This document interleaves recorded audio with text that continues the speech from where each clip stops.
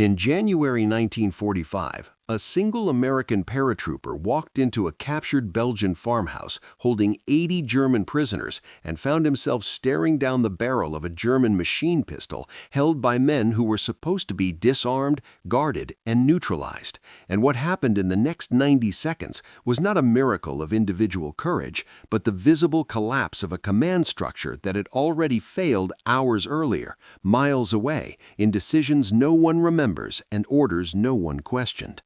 Leonard Funk did not win the Medal of Honor because he was brave. He won it because the United States Army's rear area security doctrine had disintegrated so completely that a staff sergeant had to personally recapture 80 armed enemy soldiers in a room where they should never have had weapons, should never have been left undermanned, and should never have been grouped in a single structure without segregation, searches, or oversight. And the fact that this incident is celebrated as heroism rather than studied as systemic failure tells you everything about how militaries remember war. Holzheim was not a battle, it was a breakdown, and Funk was not a hero in the classical sense. He was the last functional node in a network that had stopped working, a man forced to solve with violence what leadership had failed to prevent with discipline, planning, and the most basic principles of prisoner handling that every army since Rome understood, but that the 82nd Airborne, in the chaos of the Bulge's aftermath, had somehow forgotten. The German offensive in the Ardennes had collapsed by early January, but collapse does not mean erasure, and across Belgium and eastern France there were still thousands of Wehrmacht soldiers moving in fragments, some retreating in order, others dissolving into the forests, and mixed among them were men who had surrendered not out of conviction but out of proximity, because their officers were gone, because the line broke, because an American patrol appeared and surrender seemed statistically safer than dying in a hedgerow for a war already lost. But surrender is not loyalty, and captivity is not pacification, and the Allied command structure in January 1945 treated German POWs like a logistics problem, a matter of transportation and paperwork, rather than what they actually were, which was armed men temporarily compliant, waiting. The 82nd Airborne had been pulled from the Bulge and tasked with clearing pockets of resistance in eastern Belgium, small unit actions in villages that were supposed to be quiet, rear echelon work for a division that had spent December fighting in frozen hell. And Holzheim was one of those villages, a cluster of stone buildings along a road that mattered only because roads mattered, because armies move on roads, and supply depends on roads, and holding a village meant holding an intersection, nothing more.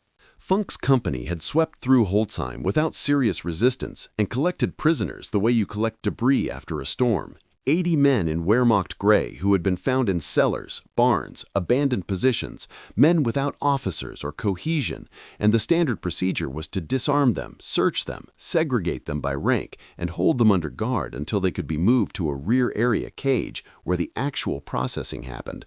But Holzheim was not a rear area, it was a provisional rear area, a village that had been hostile 12 hours earlier and was now supposedly secure because Americans were in it. And the distinction between secure and actively defended is the difference between a place you control and a place you occupy. And the 82nd occupied Holzheim but did not control it.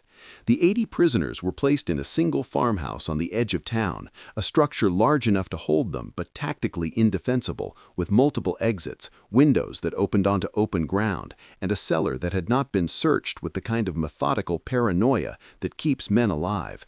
And the guard detail assigned to watch them was not a squad, not even a fire team, but a rotating skeleton crew of men who had other jobs, who were supposed to be resting, who were spread across the entire village in a defensive posture that assumed the enemy was outside the perimeter, not already inside it, locked in a room with 2 bored riflemen who had been told to keep an eye on things.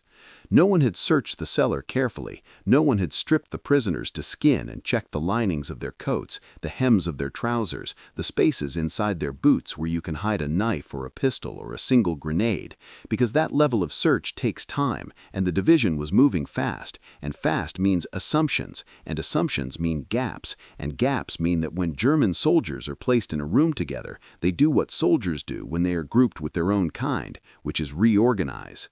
Somewhere in that farmhouse, among those 80 men, were soldiers who had not surrendered psychologically, men who had given up their rifles because resistance in that moment was suicide, but who had not accepted defeat.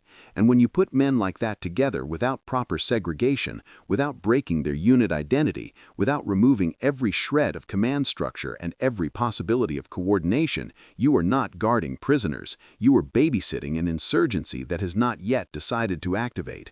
And the decision to activate came not from Berlin, not from some grand strategic calculation, but from the much simpler realization that there were 2 guards, 80 prisoners, and weapons hidden in a cellar that no one had found.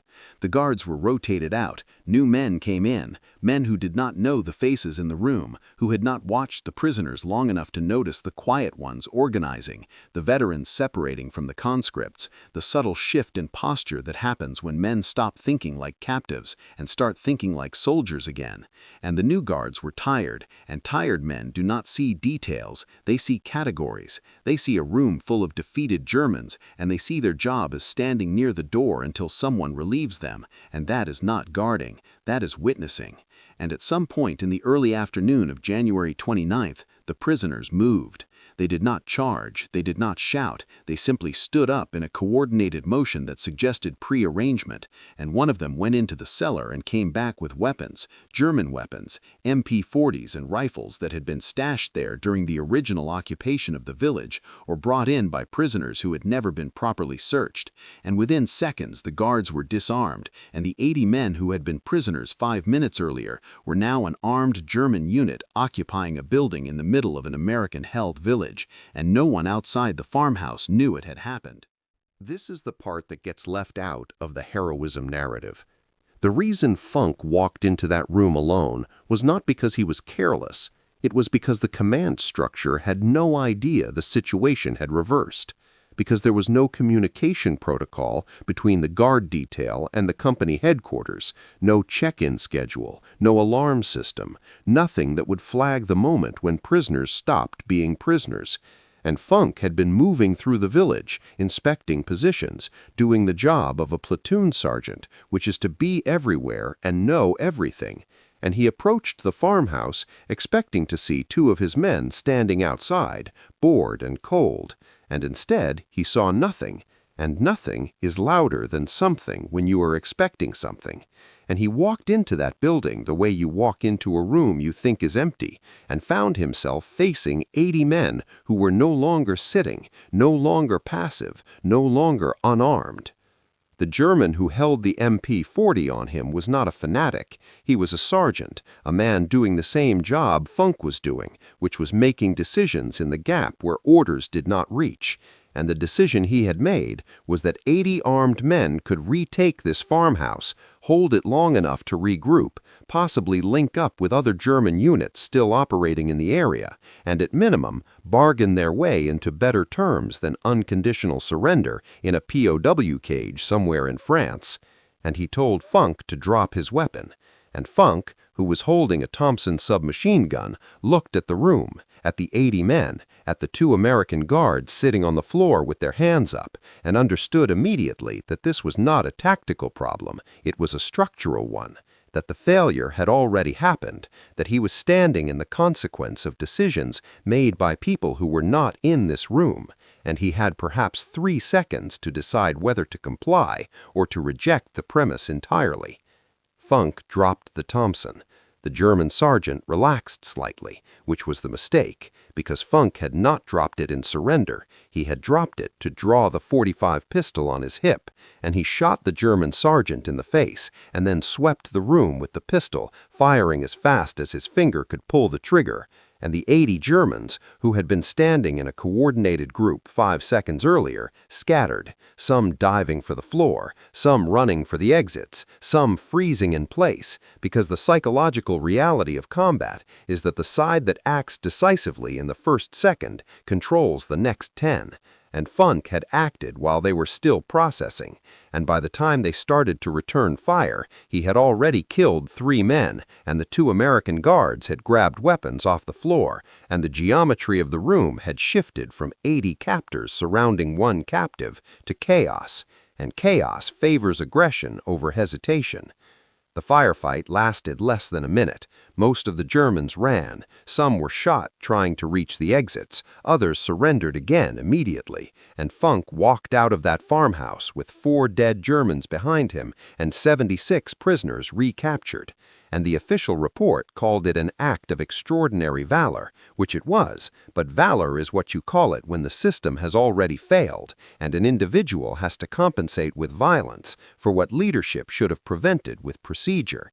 The 80 prisoners should never have been in one room. They should have been spread across multiple buildings with segregated groups of no more than 15, because 15 men cannot organize a coordinated action without someone noticing. But 80 can. 80 is a company, and you do not put an enemy company in a single room and call it detention. The prisoners should have been searched with the assumption that every man was hiding something, because in January 1945, every German soldier knew the war was lost, and some percentage of them were calculating whether surrender was permanent or temporary. And temporary surrender requires tools, and tools means weapons, and weapons means you search until you find them, or you assume they are there and act accordingly.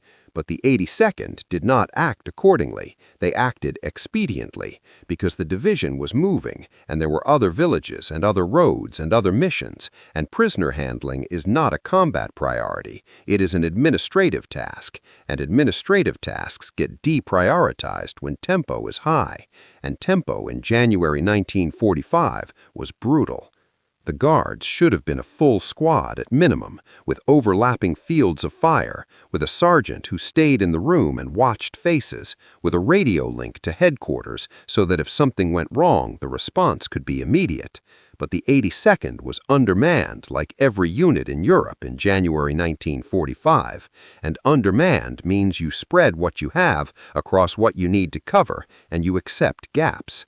And the gap at Holzheim was the assumption that defeated men stay defeated, which is not a military assumption, it is a psychological one, and psychology is not doctrine. The German sergeant who pulled the weapon on Funk made a rational calculation based on the information available to him. He had 80 men, the Americans had 2 guards, the weapons were in the cellar, and the village was not heavily fortified. And if they moved fast, they could create a local advantage and exploit it before the American command structure realized what had happened. And his mistake was not in the calculation, it was in underestimating the speed at which one man with a pistol could collapse the entire equation. But that is not a lesson about heroism, that is a lesson about the gap between planning and execution. About how battles are not won by the side with the better plan, but by the side that executes faster when the plan fails. Funk's actions saved American lives and re-secured the prisoners, but it also exposed a doctrinal failure that was happening across the European theater in early 1945, which is that the Allies were capturing Germans faster than they could process them. And processing requires infrastructure, personnel, time, and a rear area that is actually rear, actually secure, actually capable of handling the volume. And none of those conditions existed in Belgium in January. So prisoners were held in provisional cages, in farmhouses, in barns, in churches, in any structure large enough to fit them, guarded by whoever could be spared. And the result was a security environment where the line between captive and combatant was porous, and porous means reversible, and reversible means that the war does not end when men surrender, it pauses, and it resumes when conditions allow. The 82nd Airborne revised its prisoner handling procedures after Holzheim, adding requirements for multiple guard posts, mandatory cellar searches, and stricter segregation protocols. But those revisions were responses to a failure that had already killed men. And the fact that it took a Medal of Honor action to force the revision means that the system learns reactively, not proactively, and reactive learning is expensive. Funk survived the war. He was promoted, decorated, and remembered, and the story of Holzheim became a story about individual courage, about a man who refused to surrender when surrounded, about American fighting spirit. And all of that is true, but it is the least interesting truth, Because the more important truth is that Holzheim was preventable, that the German prisoners should never have had the opportunity to rearm, that the guards should never have been overwhelmed, that the command chain should have known within minutes that the situation had reversed. And the reason none of that happened is not because of individual failure, but because the doctrine assumed compliance. And compliance is not a condition you can assume, it is a condition you enforce. And enforcement requires resources the 82nd did not allocate because the war was moving too fast, and there were too many villages and too many prisoners and too few men to do the work correctly. So the work was done quickly, and quickly means gaps, and gaps mean that sometimes 80 men wake up in a farmhouse and decide they are soldiers again. The question that no one asked after Holzheim is not why Funk acted, but why he had to, why a staff sergeant was the final safeguard against a complete rear area security collapse, why the system depended on individual violence to correct structural negligence, and whether the same conditions that created Holzheim were present in 100 other villages across Belgium and France, where the prisoners stayed compliant not because they were guarded well, but because they chose not to test the perimeter. And if that choice ever reversed, how many other sergeants would walk into rooms expecting boredom and find war instead? We will see you in the next topics.